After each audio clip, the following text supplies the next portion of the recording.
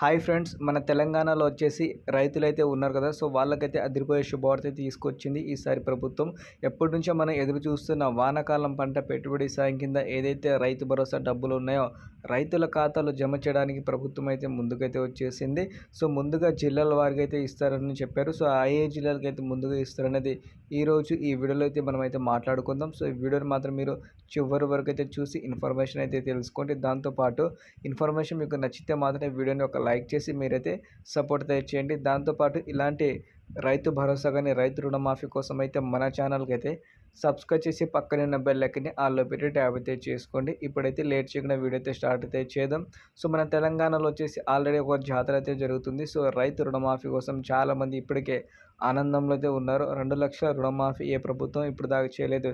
ఈసారి కాంగ్రెస్ ప్రభుత్వం వచ్చిన తర్వాత ఇలా రైతులకైతే రుణమాఫీ చేస్తున్నాయి. కొంతమంది రైతులైతే ఆనందంగా అయితే ఉన్నారు. దాంతోపాటు కొంతమందికి రైతులకి ఏంటంటే ఎప్పటి నుంచో ఎదురు చూస్తున్న రైతు భరోసా డబ్బులు ఇప్పుడు దాకా రాలేదని మండిపడుతున్నారు. సో వాళ్ళ కోసం అయితే మంచి శుభవార్త అయితే చెప్పారు మన వ్యవసాయ శాఖ తుమ్మల నాగేశ్వరరావు గారు. ఏంటంటే రైతులకి మేము ఏదైతే హామీ ఇచ్చామో ఆ హామీ ప్రకారంగా రైతులకైతే వాటికి సంబంధించిన డబ్బులు ఏదైతే ఉన్నాయో అవి అయితే ఇచ్చేస్తున్నారని చెప్పారు.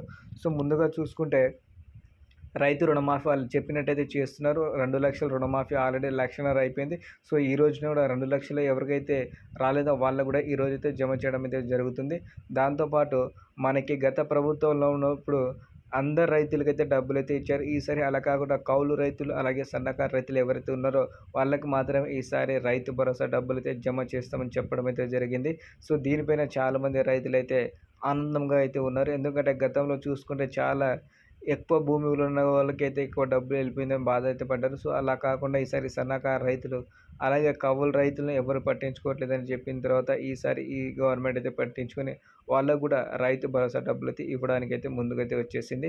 ఆ డబ్బులు ఎప్పటి నుంచి వస్తాయని మీకైతే డౌట్ అయితే ఉండొచ్చు. సో మనకైతే ఈ 15వ తారీఖు తర్వాత నుంచి వాళ్ళు క్యాబినెట్ మీటింగ్ పెట్టుకొని దాని తర్వాత మనకైతే రైతుల దగ్గర సమాచారం తీసుకున్నారు కాబట్టి ఆల్రెడీ. సో వాళ్ళు నిర్ణయించిన తర్వాత మనకైతే వితిన్ 1 వీక్లో అయితే డబ్బులు అయితే వచ్చేస్తాయి. దీన్ని బట్టి చూసుకుంటే మనకి ఈ వారంలో వచ్చేస్తే రైతు భరోసా సంబంధించిన డబ్బులైతే రైతుల ఖాతాలో జమ చేయడానికి అయితే ప్రభుత్వం అయితే ముందుకైతే వస్తుందని అనుకోవచ్చు. సో దీన్ని బట్టి చూసుకుంటే మనకి త్వరలోనైతే డబ్బులైతే వచ్చేస్తాయి. దాంతోపాటు రైతు రుణమాఫీ డబ్బులు కూడా ఈ ఒక 2 రోజుల్లో 2,00,000 వరకు అయితే రుణం ఎవరైతే తీసుకున్న వాళ్ళకైతే రుణమాఫీ అయితే అయిపోతుంది. సో అందరైతే హ్యాపీగా అయితే ఉన్నారు. వీడియో మీకు నచ్చితే మాత్రం లైక్ చేయండి. అలాగే కొంచెం సపోర్ట్ అయితే చేయండి. చాలామంది అయితే లైక్ చేయడం మర్చిపోతున్నారు. సో మీరు ఇచ్చే ఒక లైక్ వల్ల నాకు ఎంతో సపోర్ట్గా ఉంటుంది. దాంతోపాటు మీకు ఇలాంటి ఇన్ఫర్మేషన్ ఇవ్వడానికి నేనైతే ముందుకైతే వస్తాను. సో నెక్స్ట్ వీడియోలో మనమైతే పీఎం కిసాన్కి సంబంధించిన 18వ విడతగా ఒక అప్డేట్ అయితే వచ్చింది. దాని గురించి కూడా మనమైతే నెక్స్ట్ వీడియోలో అయితే మాట్లాడుకుందాం. సో నెక్స్ట్ వీడియో కోసం మీరైతే ఛానల్కి అయితే సబ్స్క్రైబ్ చేసి ఫాలో అయితే చేయండి. ఈ వీడియో మీకు నచ్చితే లైక్ అండ్ షేర్ చేసి ఛానల్కి అయితే సబ్స్క్రైబ్ చేసుకోండి. Thank you all.